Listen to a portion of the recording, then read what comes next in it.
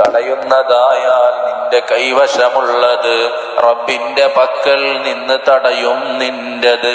നിനക്കുള്ളതെല്ലാം തീർന്നു പോകും തീർച്ചയാ, തീരാത്തതാണവനുള്ളതെന്നും മൂർച്ചയാ. തടയല്ല സ്വന്തം നഫ്സ് കൊണ്ട് സഹായവും, തടഞ്ഞാൽ ദുആ നിനക്കുള്ളതും തടയുന്നതാ. അള്ളാഹു നിന്റെ കയ്യിലേക്ക് നൽകിയ സമ്പത്ത് അത് അള്ളാഹു നിന്നെ ഏൽപ്പിച്ചതാണ്. നിനക്കുള്ള ആവശ്യം കഴിഞ്ഞ് ആവശ്യക്കാർ നിന്റെ അരികിലേക്ക് കയ്യും നീട്ടി വരുമ്പോ, അല്ലെങ്കിൽ നിന്റെ ചുറ്റുഭാഗത്ത് ആവശ്യക്കാരുണ്ടെന്ന് നിനക്ക് ബോധ്യപ്പെട്ടാൽ അവർക്കുള്ളത് നിന്റെ സമ്പത്തിൽ നിന്ന് നീ കൊടുക്കണേ. അവരെ നീ തടയരുതേ. തടഞ്ഞു വെച്ചാൽ അള്ളാഹു നിനക്കുള്ളതും തടഞ്ഞു വെക്കുമെന്ന് നബി മുഹമ്മദ് മുസ്തഫ സ്വല്ലല്ലാഹു അലൈഹി വസല്ലം.